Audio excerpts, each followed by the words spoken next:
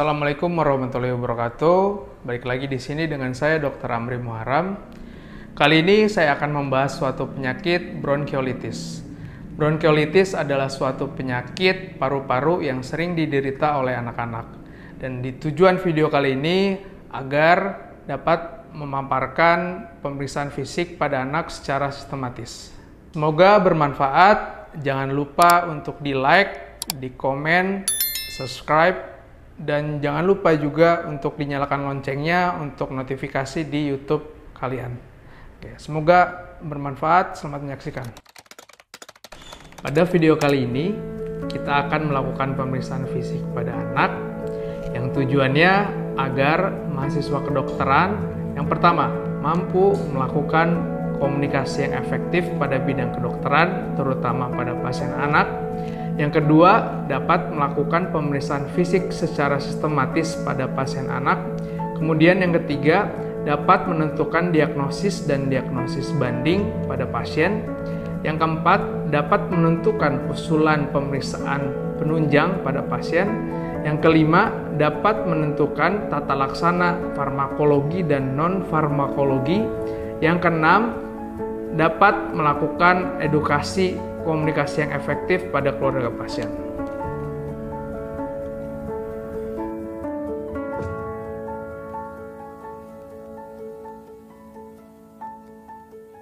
Selamat siang Ibu. Siang Dok. Ya, perkenalkan saya Dr. Amri yang bekerja di klinik ini. Untuk keperluan rekam medis, saya akan menanyakan identitas kepada Ibu. Apakah bersedia? Boleh Dok, silahkan. Oke, baik. Ibu dengan siapa namanya? Nama saya Laras Dok. Ya, Laras. Untuk nama panjangnya? Laraswati Dok. Laraswati. Usianya Ibu? Usia saya 32 tahun. Usia 32 tahun ya. Untuk pendidikan terakhirnya maaf apa Ibu? Saya SMA Dok. SMA ya. Untuk pekerjaannya saat ini? Saya ibu rumah tangga. Ibu rumah tangga. Untuk alamatnya tempat tinggalnya Bu? Alamat di Kesambi Dok. Oke, Cirebon ya? Ya betul Dok. Oke, untuk nomor handphone yang dapat dihubungi? 081 912 444 321 Dok. Oke, baik. Untuk pekerjaan suami Ibu, apa ya Bu kalau boleh tahu? Suami saya ini karyawan swasta Dok. Karyawan swasta. Oke. Untuk pendidikan terakhirnya untuk suami Ibu apa ya Bu? SMA Dok. SMA ya. Untuk anak Ibu namanya siapa Bu? Anak saya namanya Tono Dok. Namanya Tono. Untuk nama panjangnya Tono? Tono Alfarizi. Tono Alfarizi. Usianya? Usianya 2 tahun Dok. Usia 2 tahun. Oke. Tono Alfarizi datang ke sini, keluhannya apa Ibu? Ini Dok, anak saya tuh sesak nafas tuh Dok. Sesak nafas ya. Sesak nafasnya sudah berapa lama dirasakan? Udah ada 2 hari sih Dok. 2 hari yang lalu. Oke. Untuk sesak nafasnya terasa berat di dadanya di bagian kanan atau kiri Bu? Kalau yang saya lihat sih di keduanya ya Dok. Keduanya. Ya, sama di kirinya gitu. Oke, baik. Jadi apa ya, nafasnya tuh pendek-pendek gitu loh Dok. Nafasnya pendek-pendek Iya. ya. Itu terjadinya hilang timbul atau terus-menerus? Terus-terusan aja ya Dok ya. Terus-menerus. Panjang hari ya? Iya sih Dok. Bisa diceritakan Ibu untuk awal sesaknya itu bagaimana? Ya jadi awalnya tuh anak saya tuh batuk berdahak gitu tuh Dok. Ya. Dahaknya tuh nggak keluar gitu. Dahaknya tidak keluar. Terus ada pilek, terus Iya. apa sih, panas juga. Terus ini Dok, udah 2 hari ini tuh anak saya tuh rewel tuh Dok. Rewel ya. Tapi apa ya, buang air besar, buang air kecilnya sih baik-baik aja Dok, normal gitu Dok. Oke, normal. Untuk nafsu makannya sendiri itu bagaimana Bu? Nah itu Dok, nafsu makan itu jadi berkurang. Jadi berkurang. Ya, Oke. Ada faktor memperberatnya mungkin Bu setelah lari-larian ataupun sedang bermain jadi tambah sesak atau bagaimana? nggak ada ya Dok ya, tetap seperti itu aja. Oke. Untuk faktor memperingannya sendiri, apakah dari perubahan posisi kah, dari awalnya tiduran menjadi duduk untuk memperingannya ada? Nggak ada Dok, mau posisi apa aja tuh tetap aja Dok, tetap sesak gitu Dok. Sebelumnya sudah pernah diobati? Kalau diobatin sih paling saya pakai paracetamol aja ya Dok ya. Oke, paracetamol. Apakah ada perubahan dan membaik? Nggak ada ya Dok ya, makanya saya bawa ke sini Dok. Oke. Sekarang untuk riwayat penyakit dahulu, apakah pernah mengeluhkan sesak nafas seperti ini, Bu? Belum pernah sih, Dok. Ini baru kali pertama ya? Ya betul, baru pertama kali, Dok. Oke. Ada riwayat alergi? Kalau anak saya sih nggak ada, Dok. Baik. Oke. Untuk di keluarga sendiri ada yang mengalami penyakit asma? Asma nggak ada sih, Dok. Asma tidak ada ya. Untuk alergi? Paling kalau alergi sih suami saya, Dok. Iya, suami ibu. Suami saya tuh alergi makanan laut tuh, Dok. Udang. Oh, udang seafood ya berarti ya. Oke. Untuk riwayat merokok, mungkin di keluarga ada yang merokok, Bu? Kalau merokok sih kebetulan suami saya merokok, Dok. Merokok ya. Oke. Selalu dekat dengan anak ibu pada saat merokok? Iya sih, Dok. Kalau misalnya lagi gendong anak saya tuh, Dok, pasti sambil merokok sih. Oke. Untuk ventilasi udara apakah memadai, Bu, di kediaman ibu? Baik-baik aja sih, Dok, ya, memadai. Dan sirkulasi udaranya juga cukup baik masuk ke dalam rumah ibu dan kediaman ibu? Baik-baik aja, Dok. Baik. Untuk riwayat pemeriksaan kehamilan pada saat itu bagaimana, Ibu? Rutin kah? Rutin sih, Dok, ke bidan. Rutin ke bidan ya. Pada saat itu melahirkannya usianya berapa bulan, Ibu? 9 bulan, Dok. 9 bulan ya. Apakah proses kelahirannya itu normal atau sesar? Normal, Dok. Normal ya. Dibantu oleh dokter atau bidan? Oleh bidan. Oleh bidan. Oke. Untuk berat badan lahir dan tinggi badan lahir apakah masih ingat pada saat itu, Ibu? Selalu. Ayo, Dok, ya. Nah, pada saat proses dari bayi sampai saat ini pertumbuhannya bagaimana, Ibu? Tumbuh kembangnya? Baik-baik saja ya. Untuk pemberian imunisasinya? Imunisasi juga lengkap sih, Dok. Imunisasi lengkap ya. Oke. Untuk konsumsi makanannya, Bu, dari usia berapa aja pada saat itu? Pokoknya yang seingat saya tuh, Dok, ya, pas anak saya umur 6 bulan, Iya. itu saya pakai MPASI, udah mulai dikasih MPASI, Dok. Baik. Terus umur 10 bulan, itu anak saya tuh saya kasih bubur, Dok. Nah, dia tuh udah bisa merangkak, Dok. Terus pas 11 bulan, dia tuh bisa berdiri. Terus Baik. komunikasi sama saya juga udah mulai bisa gitu, manggil papa, mama, itu bisa, Dok. Baik. Terus pas 1 tahun, dia tuh udah mulai bisa jalan.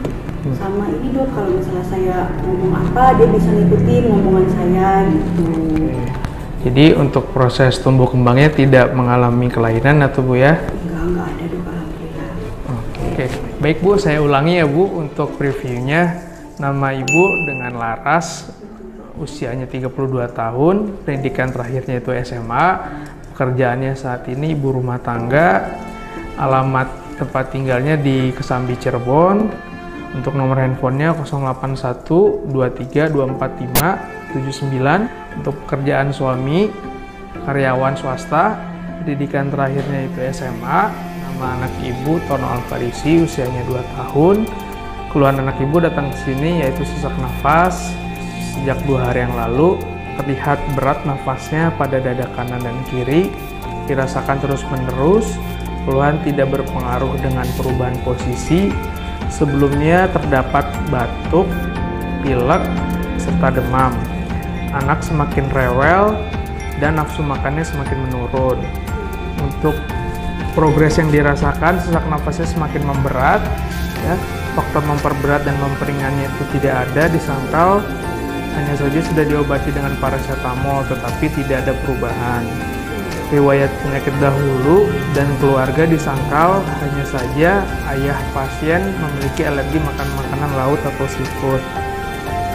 Selain itu juga di rumah selalu terpapar asap rokok aktif dikarenakan ayah pasien seorang perokok aktif. Riwayat proses kehamilan selalu rutin cek ke bidan dan tidak memiliki kelainan dalam proses kehamilannya. Dan untuk proses kelahirannya itu dalam keadaan normal, dibantu oleh bidan, dan usia melahirkannya itu 9 bulan. Selain itu juga riwayat imunisasi sudah dilakukan secara lengkap. Untuk proses tumbuh kembangnya, MPASI mulai dari 6 bulan, 10 bulan mulai makan bubur dan merangkak, dan untuk usia 11 bulan sudah bisa berdiri. Selain itu juga, dan usia 1 tahun atau 12 bulan sudah dapat mengerti dan mengikuti perintah dari kedua orang tuanya. Sampai di sini ada yang mau ditanyakan lagi, Bu? Tidak, Dok, sudah cukup jelas, Dok. Cukup jelas ya.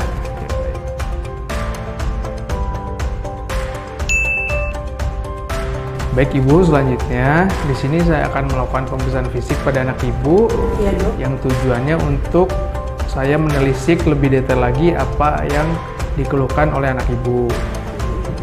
Mungkin nanti pada saat pemeriksaan saya akan melihat terutama dari bagian dada. Iya. Nanti saya akan meraba dan menekan dadanya, mungkin sedikit tidak nyaman. Selanjutnya saya nanti akan mengetuk bagian dada anak Ibu ya, di seluruh lapang dadanya. Selanjutnya yang terakhir nanti saya akan mencoba mendengarkan dengan alat bantu stetoskop apa yang diderita oleh anak Ibu ya. Oke. Mungkin nanti resikonya sedikit tidak nyaman dan mungkin sedikit rewel pada anak Ibu. Nanti juga saya akan minta bantuan Ibu untuk membantu menenangkannya. Tetapi tenang saja Ibu, saya akan mencoba meminimalisir sesuatu hal yang tidak membuat anak Ibunya tidak nyaman. Oke, sampai di sini ada yang mau ditanyakan?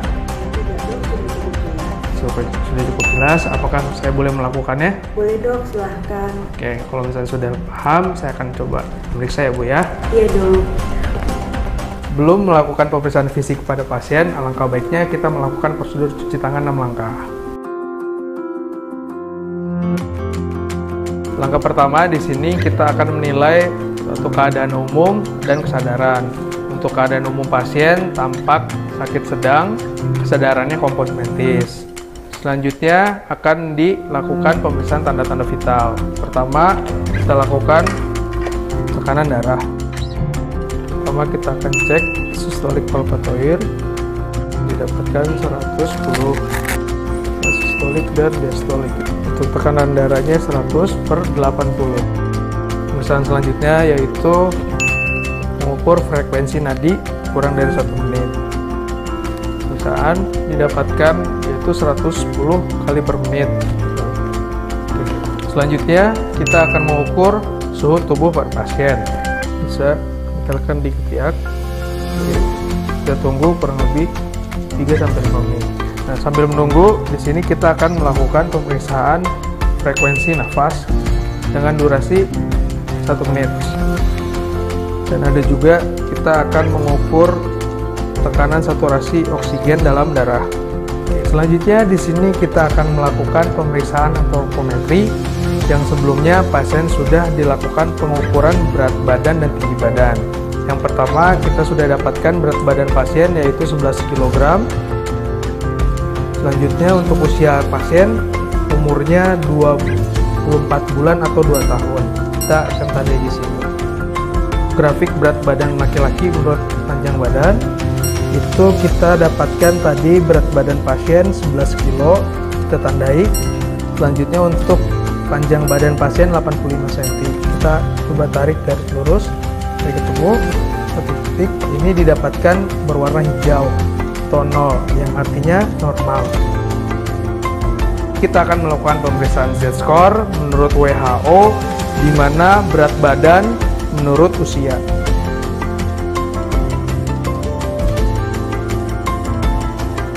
Dan tinggi badan menurut usia.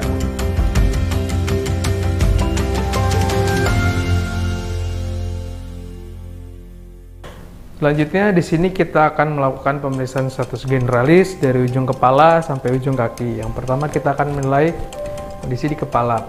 Kepala tampak normosefal. Untuk rambutnya juga distribusinya merata, tidak ada mengalami kerontokan dan kelainan atau dan bekas luka. Selanjutnya di sini kita akan melakukan pemeriksaan pada mata, dua mata. Yang pertama kita akan menilai dari konjungtiva normal, tidak ada anemis. Selanjutnya pada sklera tidak mengalami ikterik kanan dan kiri. Selanjutnya untuk refleks cahaya kita lakukan pemeriksaan positif kanan dan kiri. Selanjutnya di sini pemeriksaan pada hidung, kita akan menilai terdapat adanya cuping hidung, nafas cuping hidung. Selanjutnya tidak ada sekret yang keluar maupun darah yang keluar dari nares atau lubang hidung. Selanjutnya di sini untuk pemeriksaan telinga hidung tenggorokan, kanan dan kiri tidak ada mengalami kelainan dalam batas normal, tidak keluar darah maupun nanah. Dari mulut juga tidak ada tanda-tanda infeksi dan keganasan pada daerah mulut. Selanjutnya kita akan melakukan pemeriksaan leher. Kita akan pastikan bahwa tidak ada suatu kelainan benjolan leher, trakea berada di tengah, dan tidak ada pembesaran pada kelenjar tiroid maupun kelenjar getah bening. Selanjutnya di sini akan melakukan pemeriksaan pada rongga torak. Yang pertama kita akan menilai itu dengan cara inspeksi. Kita bisa asingkan bajunya. Di inspeksi ini kita akan menilai kulit, tidak ada bekas luka, tidak ada suatu memar atau jejas, tidak ada suatu kelainan. Selanjutnya kita akan melihat ictus cordisnya apakah terlihat atau tidak. Dan kita akan melihat juga gerakan dinding dada simetris kanan kiri. Selanjutnya kita melihat dari selaiganya terdapat ada pelebaran selaiga dan retraksi pada dinding dada. Oke. Selanjutnya di sini kita akan menilai pemeriksaan palpasi atau tekanan, nyeri tekan. Kita akan menilai untuk nyeri tekan, apakah ada nyeri tekan atau tidak. Oke. Selanjutnya kita akan raba dari ictus cordisnya, teraba atau tidak. Raba, tidak ada nyeri tekan, tidak ada. Selanjutnya kita akan melakukan perkusi dari dinding paru, dinding dada. Yang pertama dari selaiga 2. Sonor, sonor, sonor. Tidak ada suatu kelainan atau terakumulasi cairan. Oke, selanjutnya di sini kita akan melakukan pemeriksaan auskultasi pada lapang paru. Pertama kita nilai, tarik nafas,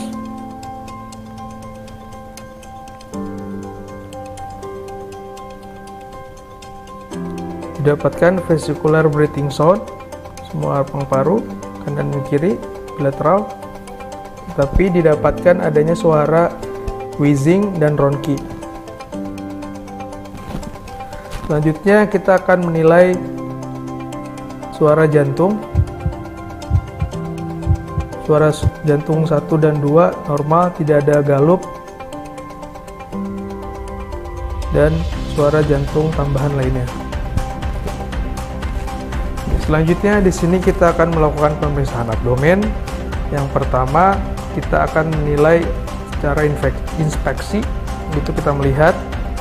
Kalau inspeksi kita lihat kontur kulit dan bagian perut, perut. Kulit tidak ada suatu jejas, tidak ada suatu bekas luka atau kelainan kulit.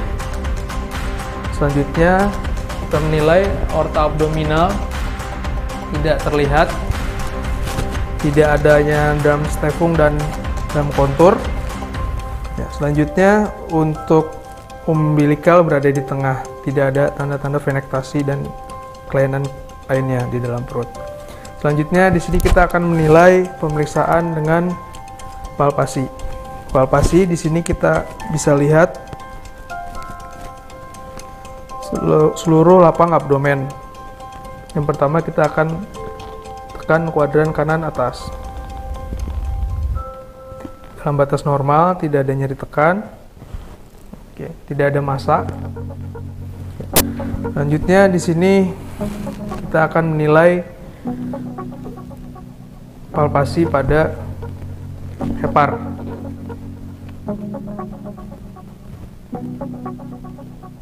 Hepar didapatkan dalam batas normal, tidak ada nyeri tekan, tidak ada massa, tidak ada tanda-tanda hepatomegali maupun sirosis hepatis. Selanjutnya di sini kita menilai spleen atau DIN. Tidak ada tanda-tanda peradangan, nyeri tekan maupun massa. Spleen dalam batas normal. Selanjutnya di sini pemeriksaan pada ginjal kanan dan kiri.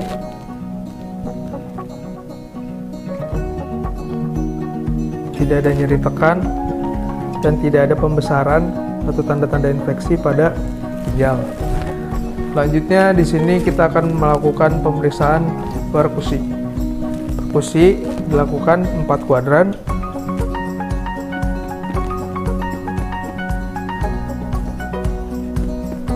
Timpani semuanya dalam keadaan normal, tidak ada suatu kelainan dalam perkusi. Selanjutnya kita akan menilai di sini untuk ukuran hepar.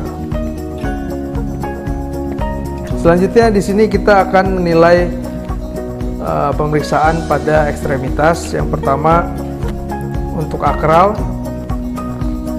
teraba hangat. Selanjutnya kita menilai capillary refill time. Kita melakukan penekanan. Kita nilai dalam keadaan normal, didapatkan kurang dari 2 detik.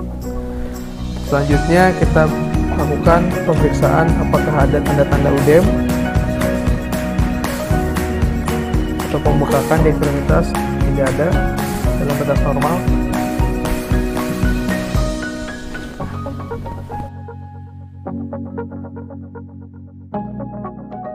Baik, di sini saya sudah melakukan pemeriksaan fisik pada anak.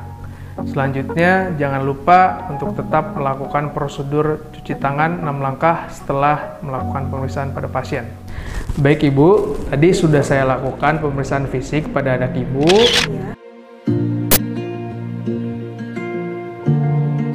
Dan didapatkan dari gejalanya mengarah ke infeksi paru-paru. Oke.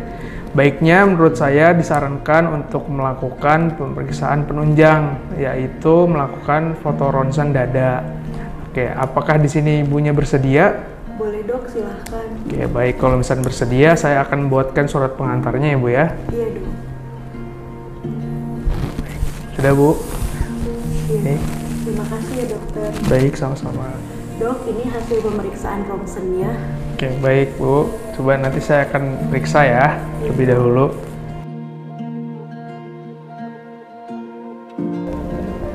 Baik Ibu, Ibu apakah sudah pernah mendengar penyakit bronkiolitis? Belum pernah dok. Ibu, penyakit bronkiolitis ini sering diderita oleh anak usia 2 bulan sampai 24 bulan. Iya. Penyakitnya itu gejalanya meliputi ada batuk, ada pilek, sesak nafas, serta demam. Begitu. Selain itu pula ada juga keluhan suara seperti mengik dalam pernafasannya, seperti ngik, ngik, ngik. Oh, terus gimana ya dok? Anak saya bisa sembuh tidak dok? Oke, untuk kesembuhan itu bisa ya Bu ya. Selain dengan obat-obatan juga bisa dibantu dengan kehidupan kebersihan sehari-hari. Itu gimana ya dok? Kira-kira anak saya masih bisa sembuh tidak dok? Oke, anak Ibu masih bisa dapat kami sembuhkan. Selain menggunakan obat-obatan juga, nanti harus dibantu pencegahan dari rumah. Seperti harus menghindari paparan asap rokok. Selain itu juga asupan nutrisinya juga harus diperhatikan ya Bu, seperti karbohidrat, protein, vitamin, buah-buahan, sayur-sayuran yang nantinya akan meningkatkan daya tahan tubuh pada anak Ibu. Baik Bu, nanti anak Ibu akan saya tangani dengan diberikan obat-obatan. Pertama seperti obat saluran pernafasan atau nebulisasi. Yang kedua obat penurun panasnya, demam, itu paracetamol. Yang terakhir juga ada obat batuknya yaitu Ambroxol. Oh iya dok, iya. Apakah ada yang mau ditanyakan kembali Bu? Tidak ada dok. Baik, kalau misalnya tidak ada sudah cukup. Semoga anak Ibu cepat dulu ya Bu. Ya, terima kasih dok. Baik, untuk pemeriksaan integrated patient management sudah selesai dilakukan. Yang pertama, melakukan heteroanamnesis pada pasien anak. Yang kedua, melakukan pemeriksaan fisik pada anak. Yang ketiga, menentukan diagnosis kerja dan diagnosis banding pada kasus. Yang keempat, menentukan usulan pemeriksaan penunjang pada klinis. Yang kelima, melakukan tata laksana farmakologi dan non-farmakologi yang sesuai dengan klinis. Yang keenam, melakukan edukasi pada keluarga secara efektif.